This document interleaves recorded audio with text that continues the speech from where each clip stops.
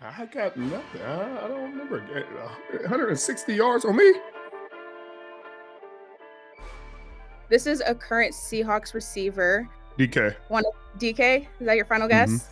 Mm-hmm. I will say that these are not from this season. They can be from any season. Are you Oh, still gonna go DK for oh, the see, yeah, y'all are too tricky now. You're doing. If it's from any season, and this is all their catches, this might be Tyler. Because JSN had a great game against Dallas. I'm trying to think if he caught a touchdown like that. I'm going to go, I still want to say DK, but the touchdown's like, yeah, DK. Yep. I'm going, Tyler. Tyler with the corners and sitting down 10 yards. Move that 15.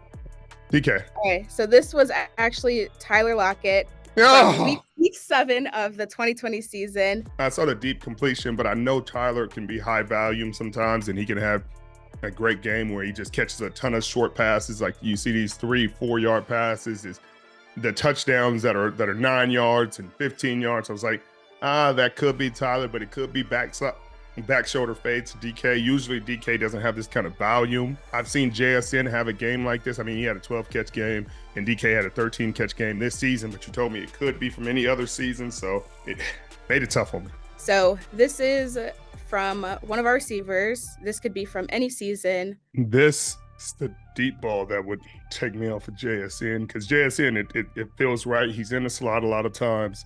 So these bubble screens, 1 yard or behind the line of scrimmage, I could see him catching those. JSN. I'm going JSN final answer. That could be DK. JSN.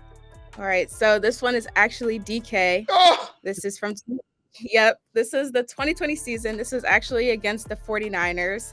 The route tree that he's running right here is a slot route tree. And a lot of these are plays I would expect a slot receiver to be making, but good for DK. They were using him a lot differently in this game. You actually got to play against both Tyler and DK. What do you remember about playing against them and the kind of receivers that they are? Well, I played against Tyler both as a teammate and as an opponent. I mean, he's a lot more crafty than he used to be when he was a young kid when I played him. Both have speed. Obviously, DK is extremely powerful, just upper body strength, lower body strength. Long strider, but still able to get in and out of his routes, has definitely gotten dramatically better at that as he's gotten older, and can take hits, And Tyler obviously does a great job of avoiding hits nowadays. He gets to the ground as quickly as he can, but still dynamic, gets great yak, finds the soft spots in the zone, very smart, high IQ players, both of them, and very reliable. I mean, as you can see, the amount of targets and catches they have in these games. Okay, so the next 3 that I'll be showing you are games that you played against some of these receivers. So I have 3 different ones from you. They're all from different seasons. We're going to see how well you remember your playing time. And I gave up a touchdown. A few games like that pitch. Bang. This is Brandon Marshall. This is Jets. Brandon Marshall got me once with a freaking pull through. I'm on the right side, so I'm rarely on the right side. So I know some nonsense is going on if I'm on the right side. We had to deal with something. I think this was 2015 or 16. One of them. Is it 16 we played them? I think it was 16, but this is definitely the Jets game. Your memory is great. 2016, week 4, and this is Brandon Marshall's route chart. I didn't practice a lot on the right side, so my footwork was always crap on the right side. So my right side footwork it sounds like very small to the outside world, but it's like driving with your other hand. And, it sounds wrong, but it's like, have you ever tried, you've been driving with your right hand your whole life and then just switch to your left one time and then try to do things. And it'll be like, wait, it shouldn't be this hard to do this. Just turning over your shoulder and looking for the ball on the opposite side than you're used to. Like I turned from the left side around my left a million times to look for the ball. I've done it over and over and over. So it's muscle memory, but on the right side, it's not natural. So to get this pick before the snap, before the ball is even snapped, I had to tell myself, just stab him twice and get your head around. I know it's a go route, know the play. Stab him twice, get your head around, and you better catch the ball. And I was just hoping I was in the right spot because they like to throw back shoulders. So I stabbed him twice and I started to run in front of him to act like I'm leading him to get Fitz to throw a back shoulder. And then I literally put a foot in the ground and turned and hope to God I was right, because if I was wrong, then they put it up top. It would have been a touchdown, but it was an interception, so all is well.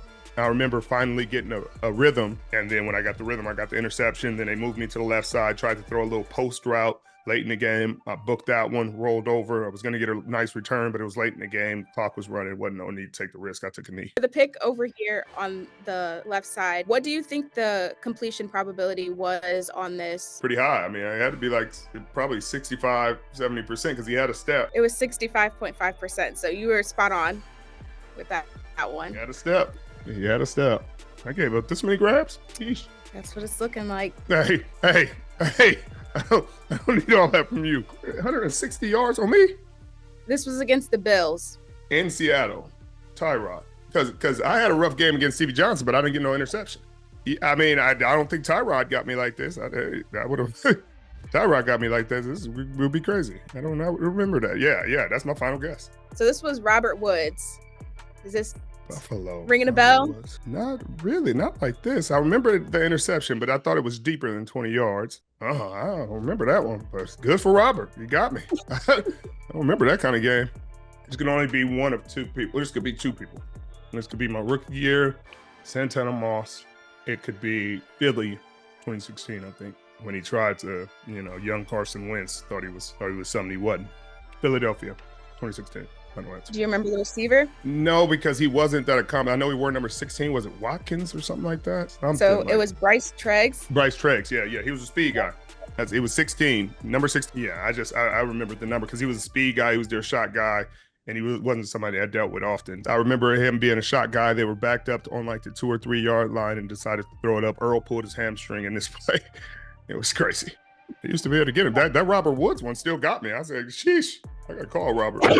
So when you're looking at advanced stats like this, was there ever a time maybe when you were playing that you use these advanced metrics to help you kind of game plan for an opponent? Yeah, I used advanced stats. It just be targets and, simple stuff like deep targets, intermediate targets, shallow targets, time of the game, part of the field, whether they're on the logo or in the red zone, what they like to do, what he likes to do, or they like to do to my side of the field. Third down, exact, et cetera, 3rd and 7+. What do they like to do? Do they take the shots or do they just try to get just enough for the first down? Well, I appreciate you taking the time to meet with me today. It was really great getting to chat with you and kind of pick your brain about all things football. So thank you. Appreciate it. No problem. My pleasure. Appreciate you joining me, but I gotta go call Robert real quick because I don't know.